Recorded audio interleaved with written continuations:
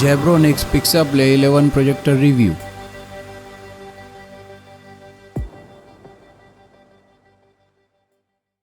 All right guys, अगर आप इस वीडियो तक आए हैं तो मैं ये अज्यूम कर रहा हूँ कि आप अपने लिए एक अच्छी क्वालिटी का प्रोजेक्टर ढूंढ रहे हैं जो कि आपके बजट में भी होना चाहिए। वीडियो के पहले पार्ट में मैं इसके फीचर्स के बारे में बात करूंगा और दूसरे पार्ट में मैं इसके ड्रॉबैक्स और अपना फाइनल वर्डिक्ट देने वाला हूँ। और क्योंकि यूट्यूब ऐसे बंदों से भरा पड़ा है जो अपने 100-200 रुपये बनाने के चक्कर में आपकी जेब से 5,000-5,500 रुपये लगवा देंगे बड़ी आसानी से, तो मैं कोशिश करूँगा ये रिव्यू पूरा एक होलसम रिव्यू बन पाए और आपको इस प्रोजेक्टर के बारे में कंप्लीट आइडिया लग पाए, जिससे कि आपके इस टाइम का और आपकी जेब के पैसों का एक सदुपयोग हो सके, सही जगह पे लग सके और आप भी सेटिस्फाइड रह पाएं। तो रिक्वेस्ट करूंगा रिव्यू पूरा देखिए और अगर कोई कमेंट या क्वेरी है तो कमेंट बॉक्स खुला पड़ा है सब लोगों के लिए, सारे लोगों का स्वागत है। चलिए रिव्यू शुरू करते हैं। ऑल राइट, तो अगर हम फीचर्स की बात करें तो इसका पहला फीचर और जो इसका बेस्ट फीचर भी है वो इसकी इमेज क्वालिटी ही है। 1500 लूमेन का इसका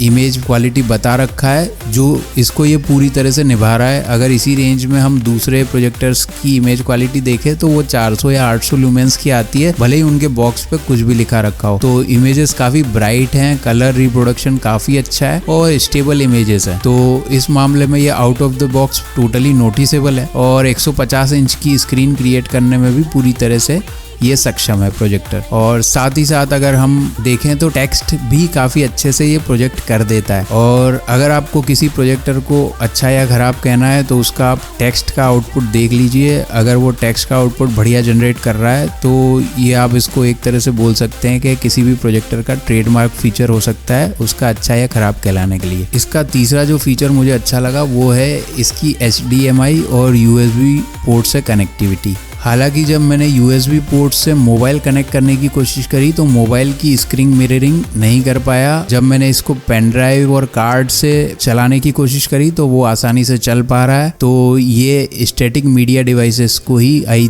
थिंक स्कैन करेगा। I am yet to test it further कि ये मोबाइल से स्क्रीन मिररिंग कर सकता है या नहीं, पर अभी तक मुझे कोई सक्सेस नहीं मिली। इसमें पावर सप्लाई दो टाइप से की जा सकती है, पहला AC एडाप्टर के थ्रू और दूसरा माइक्रो USB के थ्रू, जो कि एक अच्छा फीचर है और आप इसको पावर बैंक के साथ भी यूज कर सकते हैं। और मैंने इसके साथ एक टेस्ट और करा जिसमें मैंने इसको लैपटॉप के थ्रू USB पावर सप्लाई करी और HDMI के थ्रू मैंने वीडियो या स्ट्रीम सप्लाई करी और इस टेस्ट रिजल्ट में भी मैं सक्सेसफुल हुआ। यानी बेसिकली आपको सिर्फ लैपटॉप और प्रोजेक्टर कैरी करने की जरूरत है। अगर आप कहीं पे इसको कैरी करना चाहते हैं तो पावर बैंक सेपरेटली लेने की जरूरत नहीं। और इस प्रोजेक्टर का जो चौथा फीचर है वो है इसकी होम स्क्रीन और इसका कॉन्फ़िगरेशन मेनू। मुझे लगता है कि हर बंदा इसको आराम से चला सकता है। अच्छा, तो अब हम फीचर्स के बारे में बात कर चुके हैं, अब हम ड्रॉबैक्स के बारे में बात करेंगे। तो ड्रॉबैक्स के बारे में बात करने से पहले मैं फिर से दो अजम्पशन लेना चाहता हूँ। पहला तो ये है कि आप प्रोडक्टिविटी पर्पसेस से इसको ले रहे हैं, या तो आप अपना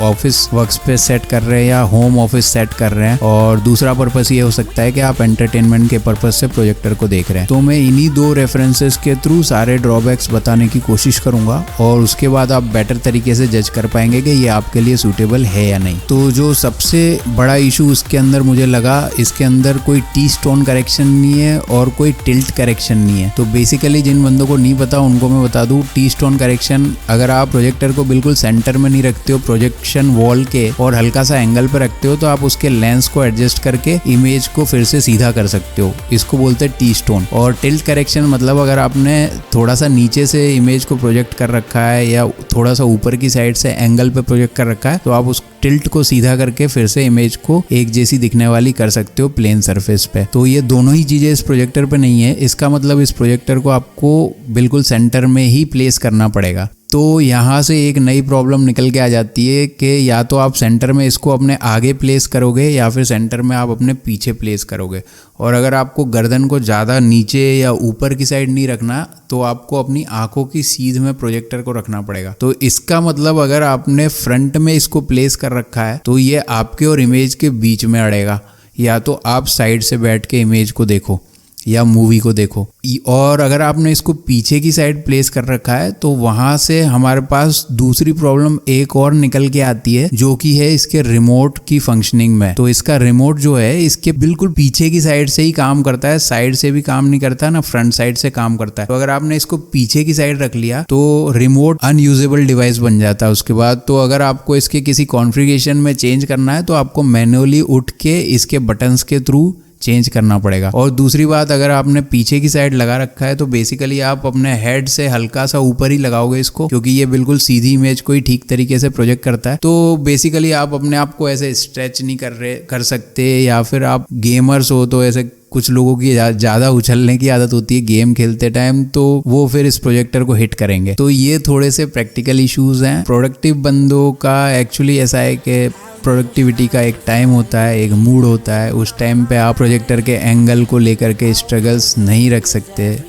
that will impact basically your productivity. तो मैं उन लोगों को ये सजेस्ट नहीं करूंगा, वैसे तो उनको मेरी ये बात सुन के पहले ही समझ में आ गया होगा। हालांकि image quality is definitely very good for the price point. मैं बोलूँगा कि ये 8,000 10,000 तक के प्रोजेक्टर के साथ भी कम्पीट कर सकता है in terms of image quality. और for the home entertainment purposes this projector is good, पर उसमें भी एक इशू है कि इसके स्पीकर्स की क्वालिटी बहुत बुरी है।